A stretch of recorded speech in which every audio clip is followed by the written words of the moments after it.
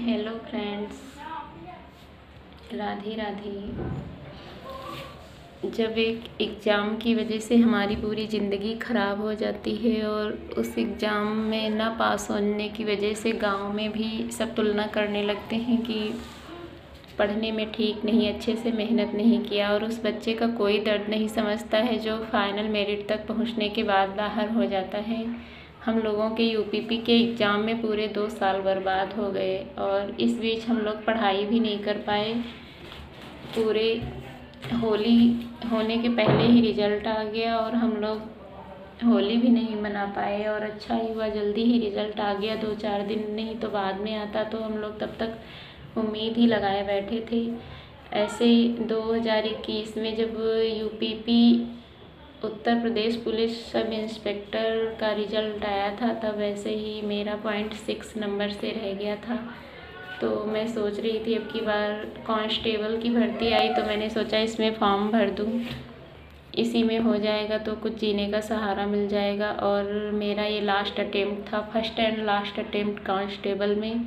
इसके बाद मैं एलिजिबल भी नहीं हूँ और अब देखो कोई वैकेंसी भी नहीं आनी है। और मैंने बीएड भी किया था 2021 में, अपने यहाँ टीचर की भी वैकेंसी नहीं आती है और मेरा अभी कोई एग्ज़ाम भी नहीं है। अभी पता नहीं कैसे टाइम कटेगा और मेरे पास कोई रोज़गार भी नहीं है जिससे मैं कुछ कर पाऊँ, और जीने का कोई तो सहारा नहीं बचा। यही मेरी लास्ट उम्मीद थी, लेकिन अब वो भी नहीं बची है। अभी तक 2 साल से तो हम लोग यही इंतज़ार कर रहे थे कि इसी में हो जाएगा, और जिन बच्चों का हो गया है उन्होंने पूरे सच्चे मन से पढ़ाई की होगी, तभी इतनी मेहनत करने के बाद भी कांस्टेबल की जॉब मिलती है। और जब हो जाता है तो लोग कहते भी क्या है, कांस्टेबल ही तो है। लोगों की सोच हम नहीं बदल सकते हैं, बस अपने कर्म अच्छे करते रहिए। बाकी हम लोगों ने मेहनत की, मेरा नहीं हो पाया, मेरा बैड लक है ये।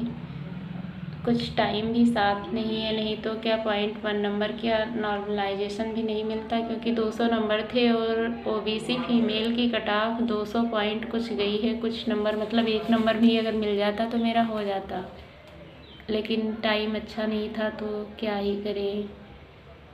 और फाइनल जब आंसर की आई थी लास्ट वाली, तो उसमें 2-4 नंबर सबको फ्री भी दिए गए थे, तो मैं सोच रही थी 205 या 210 के आसपास मेरे नंबर होंगे, लेकिन मेरे तो मैं तो बाहर ही हो गई। और ये झटका ऐसा लगा क्योंकि अभी तक विश्वास ही नहीं हो रहा है कि हम लोग बाहर हो चुके हैं।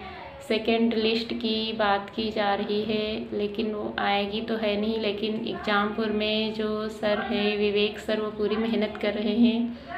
स्कोर कार्ड के लिए ट्विटर कैंपेन किया था, और सेकेंड लिस्ट के लिए अभी तक किसी एग्ज़ाम की भर्ती बोर्ड पहले ही बता दिया था कि अगर मेडिकल के बाद कुछ वैकेंसी खाली रह जाएंगी तो सेकेंड लिस्ट नहीं देंगे। लेकिन हम लोग फिर भी वेट करेंगे। एग्ज़ामपुर के जो सर लोग हैं वो अगर चाहेंगे, अगर कैंपेन करेंगे तो वो लोग दिला देंगे सेकेंड लिस्ट। लेकिन अब जो अभी नहीं हुआ तो क्या सेकेंड लिस्ट में होगा। जिन लोगों का लक अच्छा होगा कम से कम उन्हीं का हो जाए। मेरी किस्मत ही ऐसी है कि हम लोग तो बाहर ही हो चुके। 2021 से एक एक दिन काट कर 2025 पहुंच गए, और दिन तो गुजरते नहीं और सालों का पता नहीं चलता। और ऐसे ही अब हम लोगों को ज़िंदगी काटनी है दूसरों का भार बन के। हम तो अपनी ज़िंदगी में कुछ कर नहीं पाए, असफल ही रह गए। और आप लोगों से प्रे करती हूँ कि जो भी स्टूडेंट हैं वो अपने मम्मी पापा का सपना पूरा करें। हम तो अपने मम्मी पापा का सपना पूरा नहीं कर पाए। मैंने कोशिश की, लेकिन अब तो सब लोग यही कहते हैं कि अच्छे से पढ़ाई नहीं करती हो। अच्छे से पढ़ाई की होती तो निकल जाता। हाँ, ये सच है, लेकिन मैंने 2021 में बहुत मेहनत की थी, अपनी पूरी मेहनत की थी अच्छे से।